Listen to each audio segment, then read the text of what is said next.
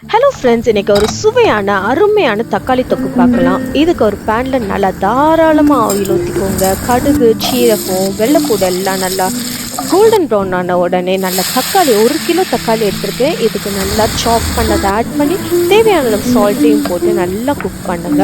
So இதை நான் close பண்ணி நான் குக் பண்ணுறேன். அப்போ நான் ஃபாஸ்ட்டாக குக் பண்ண ஹெல்ப் பண்ணும்.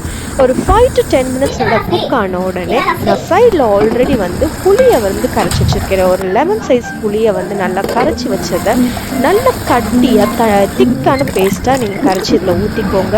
இதை ஊற்றி நல்லா கொதிக்க விடுங்க. கொதிச்சு வரும் மோஷனில் நல்லா சிம்மில் போட்டுக்கோங்க. அப்பப்போ தாராளமாக ஸ்க்ராப் பண்ணி விட்டுக்கோங்க. தேவை ஒரு மிடில் ஆஃப் த டைமில் நான் கொஞ்சம் ஆயில் ஊற்றிக்கிடுறேன். இதே டைமில் நான் வெந்தய பொடியையும் ஆட் பண்ணிக்கிடுறேன். நல்லா பார்த்தீங்கன்னா எண்ணெய் கக்கி வரும் மோச்சில் கடைசியில் அச்சு வெல்லம் போட்டு இறக்குனீங்கன்னா உங்களுடைய தொக்கு சூப்பராக சுவையாக ரெடியாக இருக்கும்.